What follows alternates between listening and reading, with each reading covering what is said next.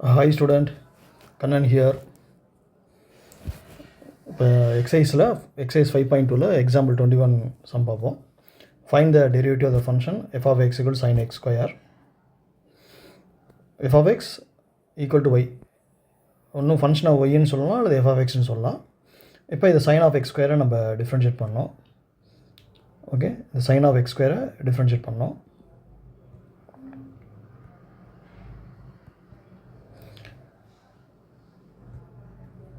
இதை வந்து எப்படி டிஃப்ரென்ஷியேட் பண்ணுறது அப்படின்னா, அதான் செயின் ரூல். முதல்ல சைனை டிஃப்ரென்ஷியேட் பண்ணோம், அப்புறம் எக்ஸ் ஸ்கொயரை டிஃப்ரென்ஷியேட் பண்ணோம். ஓகே, சைனை எக்ஸை டிஃப்ரென்ஷியேட் பண்ணால் காஸ் ஆஃப் எக்ஸ் ஸ்கொயர் வரும்.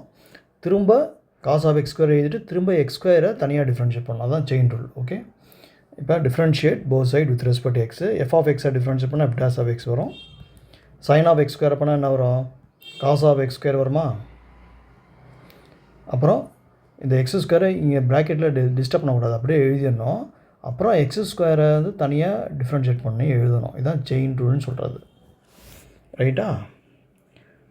இப்போ cos of x square d by dx of x square வந்து என்னது? 2xஆ? அவ்வளோதான். ஏன்னா எக்ஸ் பவர் என்ன டிஃப்ரென்ஸ் பண்ணால் n into x power n minus 1 வரும். அது மாதிரி எக்ஸ் ஸ்கொயர் பண்ணால் 2x வரும், பவர்லேருந்து 1 குறைக்கணும். அதான் 2x. 2xஐ முன்னாடி எழுதிடுறேன். 2x cos of x square. ரைட்டா? அவ்வளோதான். அது அடுத்தது எக்ஸசைஸில் 9th sum, 9th problem. Prove that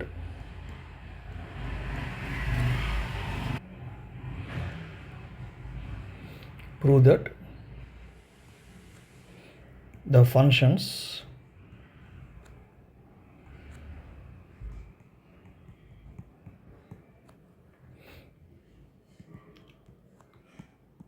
given by f of x equal to mod of x minus 1. function modulus இருக்குது. x belongs to real number, is not differentiable,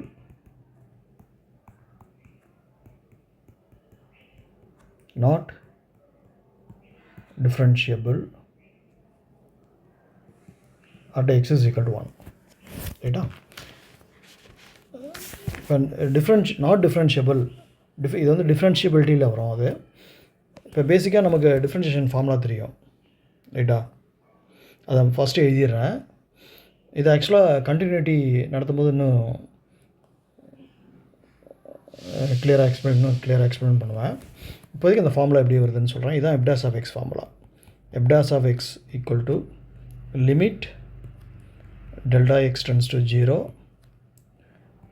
f of x plus delta x minus f of x divided by delta x. So இதான் வந்து first principle formula. First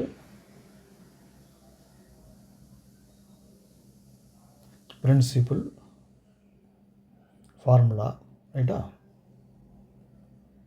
delta மெத்தட்னு சொல்லுவாங்க. Delta method. இந்த formula use பண்ணி தான் நம்ம இந்த ஃபார்முலாலாம் டிஃப்ரென்ஷியேஷன் ஃபார்முலாலாம் எழுதுகிறோம்ல. எக்ஸ் பவர் என்ன டிஃப்ரென்ஸ் பண்ணால் n into x power n minus 1, sine x பண்ணால் காஸ் எக்ஸ் பண்ணால் மைனஸ் சைன் எக்ஸ், எல்லாமே இந்த ஃபார்முலா யூஸ் பண்ணி தான் கொண்டு வரோம் நம்ம. ரைட்டா? இப்போ ஒரு ஃபங்க்ஷன் வந்து டிஃப்ரென்ஷியபிள் ஒரு பாயிண்டில் டிஃப்ரென்ஷியபிள் ஆகிருக்கா அப்படின்னு பார்க்குறதுக்கு left hand derivative right hand derivative கண்டுபிடிக்கணும்.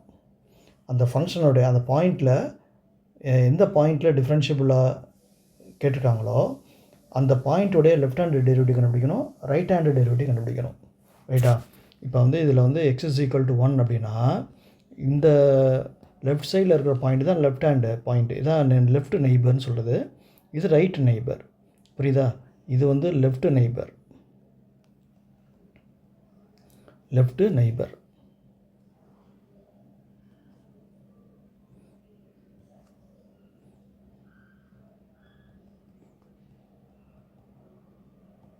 ஓகே, இது வந்து ரைட் நெய்பர்.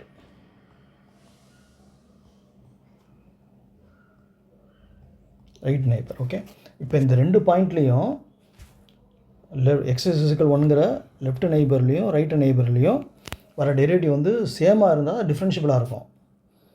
ரைட்டா? இப்போ இந்த சேமாக இல்லைன்னா டிஃப்ரென்ஷியபிள் கிடையாது. அப்போ லெஃப்ட் ஹேண்ட் டெரிவேட்டிவ் கண்டுபிடிக்கிறதுக்கு டெல்டா எக்ஸ் வரதுல என்ன பண்ணுறாங்க, எப்பவுமே ஹெச் வந்து டெல்டா எக்ஸ் ஈக்குவலாக இருக்குது. இந்த ஹெச் டெல்டா எக்ஸ் எல்லாம் சேம் தான். இப்போ நான் லெஃப்ட் ஹேண்ட் டெரிவேட்டிவ் கொண்டு வரதுக்கு okay, left hand derivative at x is equal to a, ரைட்டா? இது ஃபார்முலா ஈக்குவல் டு, இப்போ இதில் வந்து என்ன பண்ணுறான், டெல்டா எக்ஸ் ஒரு இடத்துல மைனஸ் ஹெச் போடணும், அவ்வளோதான். Okay, limit h tends to 0, ரைட்டா?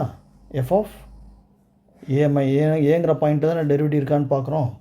அப்போ எக்ஸ் ஒரு இடத்துல ஏ போடுங்க, டெல்டா எக்ஸ் ஒரு இடத்துல மைனஸ் ஹெச் போடுங்க, by a divided by minus h. இதான் வந்து லெஃப்ட் ஹேண்டு கண்டுபிடிக்கிறது, லெஃப்ட் ஹேண்ட் டெரிவேட்டிவோட ஃபார்முலா. அதாவது இப்போ நான் வந்து ஏங்கிற பாயிண்ட் இதுதான் ஏங்கிற பாயிண்ட்டு. ஓகே,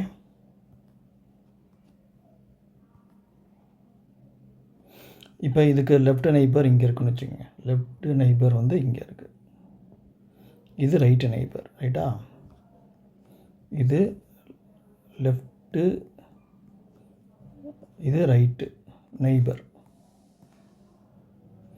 அப்போ எக்ஸ் வந்து ஏவை வந்து லெஃப்ட் சைடு அப்ரோச் பண்ணும்போது, எக்ஸ் வந்து ஏ அப்ரோச் பண்ணால் எக்ஸ் வந்து ஏக்கு ஈக்குவல் கிடையாது, நல்லா புரிஞ்சுங்க. எக்ஸோட வேல்யூ ஏக்கு ஈக்குவலாக வராது.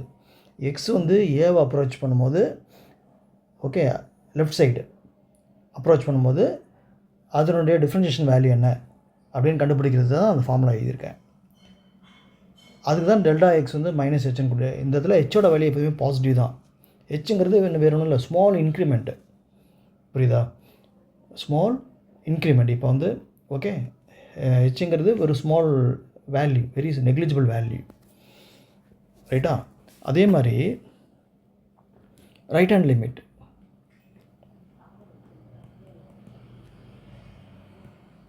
ரைட் ஹேண்ட் டெரிவேட்டிவ் லிமிட் கிடையாது, right hand derivative at x is equal to a. So இதுக்கு ஃபார்முலா வந்து limit h tends to 0 f of a plus h minus f of a by h, ரைட்டா? இது வந்து என்ன அப்படின்னா, ரைட் ஹேண்ட் டெரிவேட்டிவ்னா என்னென்னா, X வந்து ஏவை வந்து ஏங்கிற பாயிண்ட்டை ரைட் சைடு, அதுக்கு ரைட் சைடு அப்ரோச் பண்ணும்போது என்ன டெரிவேட்டிவ் வேல்யூ இருக்குது, புரியுதா? அதுதான் இந்த ரெண்டாவது ஃபார்முலா யூஸ் பண்ணுறாங்க. இப்போ இந்த ரெண்டு வேல்யூயும் சேமாக இருந்ததுன்னு வச்சுங்களேன், லெஃப்ட் ஹேண்ட் டெரிவேட்டிவும் ரைட் ஹேண்ட் டெரிவேட்டிவும் சேமாக இருந்தால் தான் ஃபங்க்ஷன் வந்து டிஃப்ரென்ஷியபிளாக இருக்குதுன்னு அர்த்தம். Okay, if left hand derivative is equal to right hand derivative, then only f of x is differentiable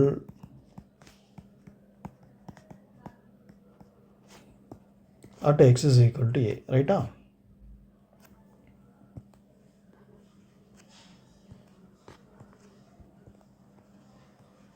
இது ஏங்கிற பாயிண்ட். இதான் மெத்தட். இப்போ இந்த சம்முக்கு இது உங்களுக்கு தெரியணும். இந்த சம்மில் வந்து பார்த்தீங்கன்னா, prove that the function f of x is mod of x minus 1 x belongs to any real number is not differentiable at x is equal to 1. இப்போ நான் சொன்னதில் ஏன்னு சொல்லியிருக்கேன் பார்த்தீங்களா, ஏக்கு பதிலாக என்ன பாயிண்ட் இருக்குது, 1 இருக்குது.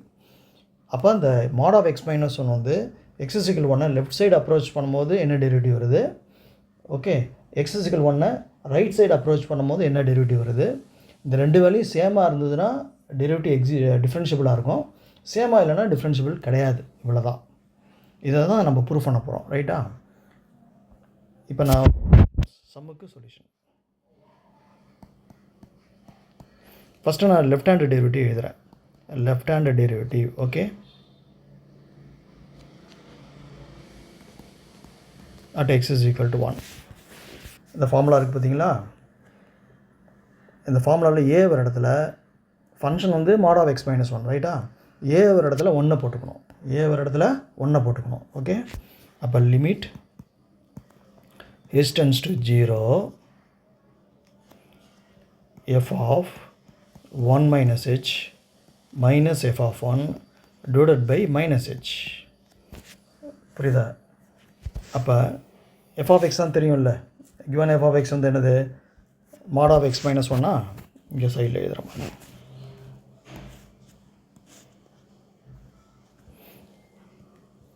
f of x வந்து என்னது mod of x minus 1 இது தான் யூஸ் பண்ணுறாங்க. f of 1 minus h எப்படி கண்டுபிடிப்பீங்க? எங்கே x வருதோ அங்கே 1 minus h போட்டுக்கணும். f of 1 எப்படி கண்டுபிடிப்பீங்க? எங்கே x வருதோ அங்கே 1 போட்டுக்கணும். அவ்வளோதான். ஓகே, அப்போ limit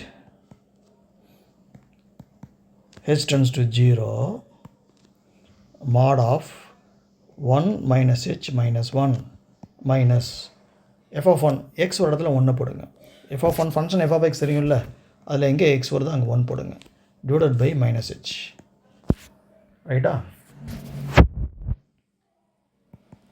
so limit h tends to 0 1 cancel ஆகுது, mod of minus h வரும், மைனஸ் mod of 0 வரும், பை minus h. ரைட்டா?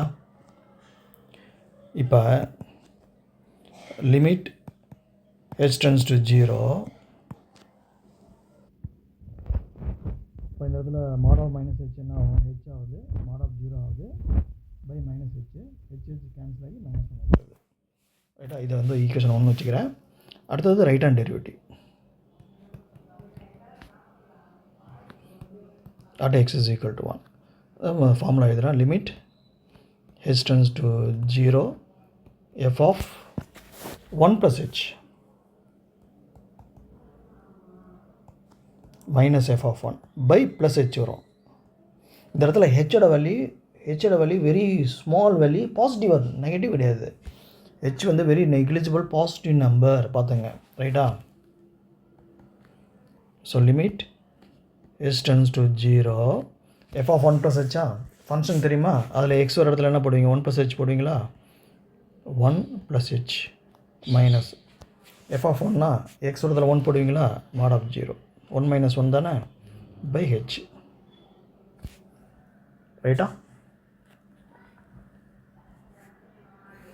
1 plus h, அங்கே ஏற்கனவே மைனஸ் 1 இருக்குது, ஸோ மைனஸ் 1. இப்போ ப்ளஸ் 1 மைனஸ் 1 கேன்சல் ஆகுது. ஃபங்க்ஷன் வந்து mod of x minus x ஒரு இடத்துல 1 plus h போடணும். அப்புறம் ஏற்கனவே மைனஸ் 1 இருக்குது, அதை எழுதிட்டேன். ப்ளஸ் 1 மைனஸ் 1 கேன்சல் ஆகுது, mod of h ஆகிடும், இது 0 ஆகிடும், h கேன்சல் ஆகுது, 1. புரியுதா? ரெண்டுமே சேமாக இருக்கா பார்த்தீங்களா? லெஃப்ட் ஹேண்ட் டெரிவேட்டிவ் மைனஸ் 1 வருது, ரைட் ஹேண்ட் டெரிவேட்டிவ் என்ன 1 ஆகுது. கண்டிப்பாக ஈக்குவலாக இல்லை. அப்போ not differentiable at x is equal to 1. ரைட்டா? So from 1 and 2, left hand derivative is not equal to right hand derivative. Therefore, f of x is not differentiable.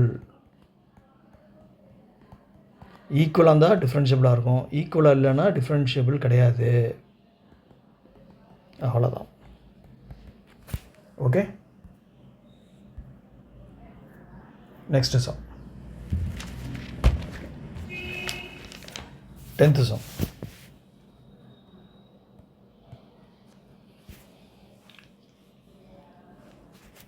Prove that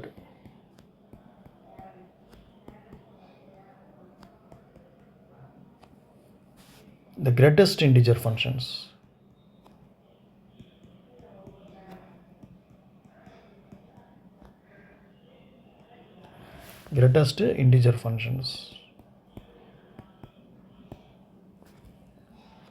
defined by f of x equal to, இந்த மாதிரி bracket போட்டிங்கன்னா அது பேர் தான் greatest integer function சொல்கிறது. எக்ஸோட value 0 to 3 இருக்குது. is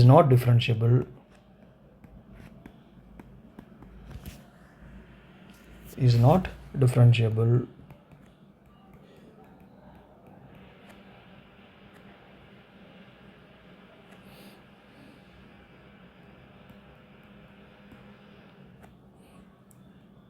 at x is equal to 1 and x is equal to 2. ரைட்டா? இந்த சம் போகிறதுக்கு முன்னாடி கிரேட்டஸ்ட்டு இன்டிஜர் ஃபங்க்ஷனாக என்னன்னு தெரியணும்.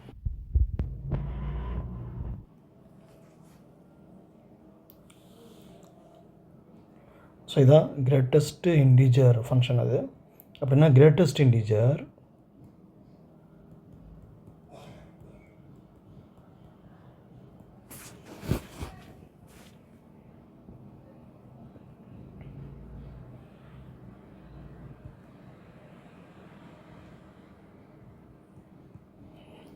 less than or equal to x, less than or equal to x, ரைட்டா? இப்போ for example greatest integer of 2.5 அப்படின்னா என்ன வரும்? 2 வரும். அதாவது கிரேட்டஸ்ட் இன்டிஜர் ஆஃப் 2.5னா என்ன அர்த்தம்? 2.5க்கு கம்மியாக லெஸ்ஸாக இருக்கிற கிரேட்டஸ்ட் இன்டிஜர் என்ன? 2 தானே. இப்போ வந்து கிராஃபில் வந்து பார்த்திங்கன்னா இதான் வந்து 2.5, ரைட்டா? இப்போ இங்கே தானே 2 இருக்கும். 2.5 கீழே கம்மியாக இருக்கிற இன்டிஜர் என்ன? 2 தானே. 2.5க்கு லெஸ்ஸாக இருக்கிற இன்டிஜர் 2 தானே. ஓகே, 2.5க்கு எந்த இன்டிஜர் வந்து கிரேட்டஸ்ட் இன்டிஜர், அதான் important. Greatest integer less or equal to X, ரைட்டா? 2.5ஓட கம்மியாக லெஸ்ஸாக இருக்கணும். அதே சமயத்தில் அந்த 2 வந்து மற்ற லெஃப்ட் சைடில் மற்ற இன்டிஜரோட அதிகமாக இருக்கணும். அதான் இம்பார்ட்டன்ட் இதில், ரைட்டா? இப்போ கிரேட்டஸ்ட் இன்டிஜர் ஆஃப் 3.5 என்ன போடுவீங்க? 3 போடுவீங்க. கிரேட்டஸ்ட் இன்டிஜர் ஆஃப் -4.5னா -4 கிடையாது, -5, ரைட்டா? ஏன்னா -4.5 இங்கே இருக்குது அப்படின்னா இங்கே தான் என்ன இருக்கும்? -5 இருக்கும். புரியுதா? அதேமாதிரி கிரேட்டஸ்ட் இன்டிஜர் ஆஃப் 3 அப்படின்னா 3 தான் வரும். ஓகே, 3க்கு லெஸ்ஸாக கிரேட்டஸ்ட் இன்டிஜர் வராது, அப்போ 3 தான் வரும், ரைட்டா? கிரேட்டஸ்ட் இன்டிஜர் -4னா என்ன வரும்? -4 தான். புரியுதா? இதுதான் கிரேட்டஸ்ட் இன்டிஜர் ஃபங்க்ஷனுடைய மெத்தட் உங்களுக்கு. இப்போ இதுக்கு டெரிவேட்டிவ் கண்டுபிடிக்கணும், ரைட்டா? கிரேட்டஸ்ட் இன்டிஜர் ஃபங்க்ஷனை greatest integer less or equal to X, இதுதான் இம்பார்ட்டண்ட்டு. ஃபஸ்ட்டு இதுக்கு லெஃப்ட் டெரிவேட்டிவ் கண்டுபிடிக்கிறேன். 2 பாயிண்டில் செக் பண்ணோம், 1, 2, ரைட்டா? First I am writing the left hand derivative. முதல்ல எக்ஸ் இஸ் ஈக்குவல் டு 1 எடுத்துக்கிறேன் நான், ரைட்டா? At x is equal to 1 limit h tends to 0, ரைட்டா? எஃப் ஆஃப் 1 மைனஸ் எந்த பாயிண்ட்டோ அதை இங்கே போட்டுக்கணும். 1ன்னா 1 போட்டுக்கணும், ரைட்டா? 1ன்னா இந்த 1 போட்டுக்கணும், 2னா 2 போட்டுக்கணும், 3னா 3 போட்டுக்கணும். ஓகே, மைனஸ் 1ங்கிற பாயிண்ட்டை தான் செக் பண்ணுறோம், அதில் எக்ஸோட இடத்துல 1 போட்டுக்கணும். பை -h, லெஃப்ட் ஹேண்ட் டெரிவேட்டிவ்னா பாட்டத்தில் வந்து -h தான் வரும், +h போடக்கூடாது, ரைட்டா? அப்போ limit h tends to 0 f of x தெரியும்ல, கிரேட்டஸ்ட் இன்டிஜர் ஃபங்க்ஷனில், அதில் 1 - h போடுங்க, மைனஸ் அப்புறம் greatest integer value 1 divided by -h. அதை க்ளோஸ்ட் ப்ராக்கெட் தான் சிம்பிள். ஓகே, இப்போ நான் இந்த இடத்துல 1 - hக்கு நம்ம எதனோட வேல்யூ கண்டுபிடிக்கணும்? கிரேட்டஸ்ட் இன்டிஜர் வேல்யூ கண்டுபிடிக்கிறோம் நம்ம. இப்போ 2.5னா நான் என்ன சொன்னேன்? 2ன்னு சொன்னேன் பார்த்தீங்களா? 2.5னா 2 எழுதியிருக்கேன் பார்த்தீங்களா? 3.5னா 3, அதாவது 2.5க்கு கீழே இருக்கிற கிரேட்டஸ்ட் இன்டிஜரை எழுதணும், ரைட்டா? அந்த வேல்யூ 2.5ஓட கம்மியாக இருக்கணும், மற்ற இன்டிஜரோட அதிகமாக இருக்கணும் லெஃப்ட் சைடில். அதான் இப்போ நான் இந்த இடத்துல நோட் பண்ண வேண்டியது, ஹெச்ங்கிறது என்னென்னா, எப்போதுமே இந்த இடத்துல ஹெச் வந்து 0 கிடையாது. ஹெச் வந்து 0வை அப்ரோச் பண்ணுது, அவ்வளோதான். எக்ஸாக்ட் 0 கிடையாது. லிமிட்னாவே எக்ஸாக்ட் வேல்யூ கிடையாது, நல்லா புரிஞ்சுங்க. லிமிட்னாவே எக்ஸாக்ட் ஃபங்க்ஷன் வேல்யூ கிடையாது. 0வை அப்ரோச் பண்ணுதுன்னு அர்த்தம். 0வை லெஃப்ட் சைட்லேயும் அப்ரோச் பண்ணால், ரைட் சைட்லேயும் அப்ரோச் பண்ணால. இப்போ இந்த இடத்துல அதனால் ஹெச்சோட வேல்யூ வந்து எப்போதுமே பாசிட்டிவ் குவான்டிட்டி. இது பாசிட்டிவ், இதெல்லாம் நல்லா புரிஞ்சுக்கணும். அப்போ புரிஞ்சிட்டிங்கன்னா உங்களுக்கு நீங்களே சம் போட ஆரம்பிச்சிடுவீங்க. பாசிட்டிவ் குவான்டிட்டினா என்னது? பாசிட்டிவ்னா ப்ளஸில் இருக்கும், ஆனால் வந்து வெரி ஸ்மால் வேல்யூவாக இருக்கும், அவ்வளோதான். வெரி ஸ்மால் வேல்யூ, 0.01, 0.00, 1000 போட்டு 1. ஹெச்சோட வேல்யூ இந்த இடத்துல வந்து பாயிண்ட் போட்டு 1000, 0.000000 போட்டு 1 போடணும், புரியுதா? ஓகே, அப்போ அது பாசிட்டிவ் தானே. ரைட்டா? அப்போ லிமிட் h tends to 0. அப்போ இந்த இடத்துல கிரேட்டஸ்ட் இன்டிஜர் ஆஃப் 1 மைனஸ் எக்ஸோட வேல்யூ என்ன வரும்? இப்போ இந்த இடத்துல இப்போ ஹெச்சோட வேல்யூ 0.1 கொடுக்குறேன்னு வச்சுங்களேன். அப்போ என்ன போடுவீங்க? 1 மைனஸ் 0.1 வருமா இங்கே? 1 மைனஸ் 0.1 0.9 0.9க்கு கிரேட்டஸ்ட் இன்டிஜர் வேல்யூ என்ன வரும்? 0 வரும். ரைட்டா? ஏன்னா இந்த இடத்துல இப்போ ஹெச்சை வந்து நான் 0.1 எடுத்துக்கிறேன். புரியுதா? அப்போ இதில் சப்ஸ்டியூட் பண்ணால் என்ன வருது? 0.9 வருதா? 0.9னா இங்கே 0.9 வருது. ரைட்டா?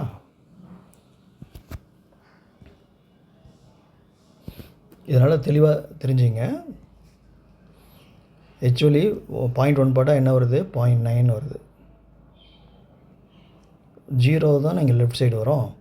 அப்போ 0.9க்கு கீழே இருக்கிற லெஃப்ட் சைடில் இருக்கிற இன்டிஜர் என்ன? கிரேட்டஸ்ட் இன்டிஜர் என்ன? 0. அவ்வளோதான். அப்போ greatest integer value 1 minus h என்ன வருது? 0 வருது. அப்போ 0 மைனஸு கிரேட்டஸ்ட் இன்டிஜர் வேல்யூ 1 என்ன? 1 தானே? ரைட்டா? ஓகே. By minus h. ரைட்டா? கிரேட்டஸ்ட் இன்டிஜர் ஆஃப் 3னா 3 தானே? ஏன்னா 3க்கு கீழே கிரேட்டஸ்ட் இன்டிஜர் எதுவுமே வராது, 3 தான் வரும். ஏன்னா 3க்கு லெஃப்ட் சைடில் பார்த்தீங்கன்னா கிரேட்டஸ்ட் இன்டிஜர் 2 ஆகிடும். ஆனால் அந்த இப்போ 2 எடுத்துக்க முடியாது. ஏன்னா 3 வந்து 2ஓட பெரிய நம்பர் தானே. ஓகே. கிரேட்டஸ்ட் இன்டிஜர் ஆஃப் 3னா 3 தான். -4னா -4 தான். ரைட்டா? இது நல்லா புரிஞ்சுங்க. மைனஸ் கேன்சல் ஆகி 1/h வரும். ரைட்டா? இப்போ இந்த இடத்துல லிமிட் எப்படி? Limit h tends to 0 1/x 1/h. ஆக்சுவலாக இது வந்து 1/0 கிடையாது. ரைட்டா? நீங்கள் h tends to 0னா நீங்கள் என்ன தப்பாக புரிஞ்சிக்கக்கூடாது. ஹெச்சோட வேல்யூ 0ன்னு அங்கே போடக்கூடாது. ரைட்டா? நான் முன்னாடி சொன்னல, ஹெச்சுங்கிறது என்னது? வெரி ஸ்மால் குவான்டிட்டி இந்த இடத்துல. ஓகே. ஹெச்சுங்கிறது வெரி ஸ்மால் குவான்டிட்டி. 0.0000 ஒரு 1000 0. ரைட்டா?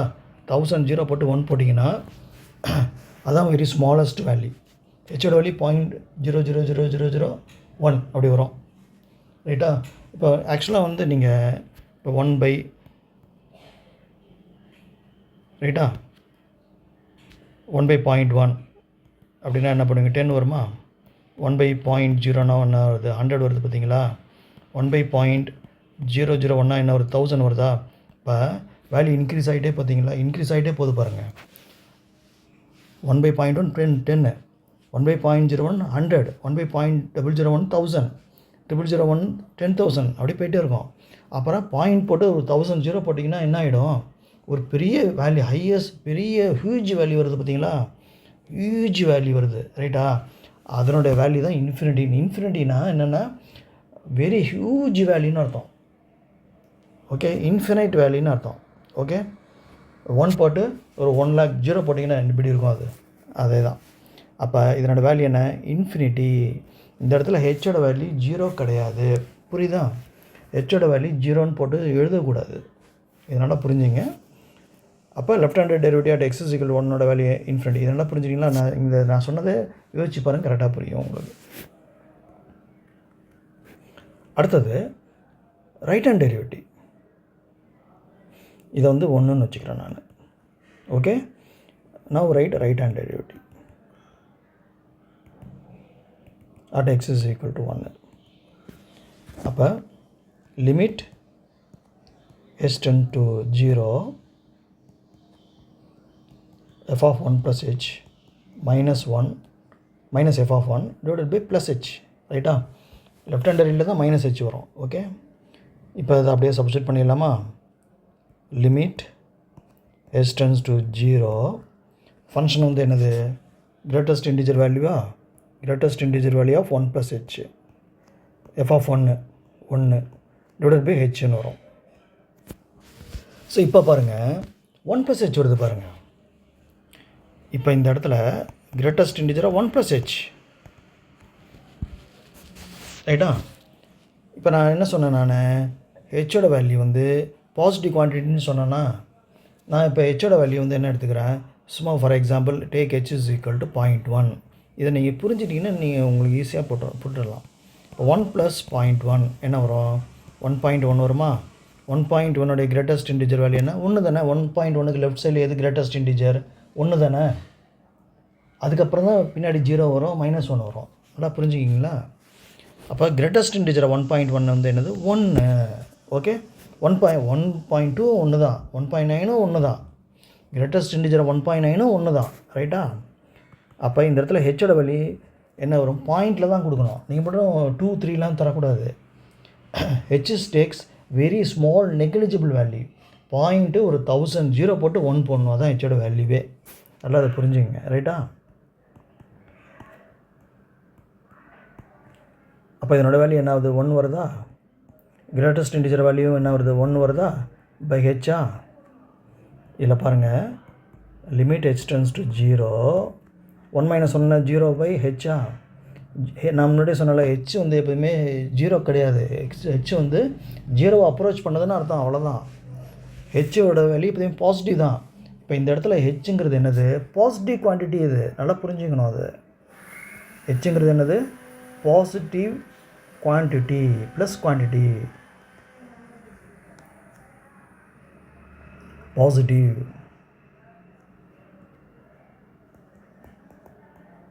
குவான்டிட்டி, ரைட்டா? அப்போ ஆன்சர் என்ன, 0.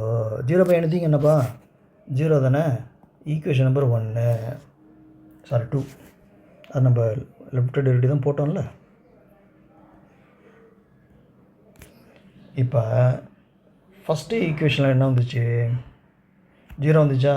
இங்கே என்ன வருது, சாரி, ஃபஸ்ட்டு ஈக்குவேஷனில் வந்து இன்ஃபினிட்டி வருது, செகண்டு ஈக்குவேஷனில் 0 வருது. பார்த்தீங்களா, ரெண்டுமே ஈக்குவலாக கிடையாது.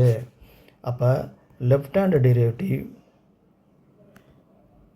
at x is equal to 1 is x is equal to 1 is not equal to right hand derivative, புரியுதா, h is equal to 1. therefore differentiability is not exist. இது வந்து differentiability, இதுதான் correct word. is not exist at x is equal to 1, ரைட்டா? அதே மாதிரி தான் x is equal to பார்க்கணும்.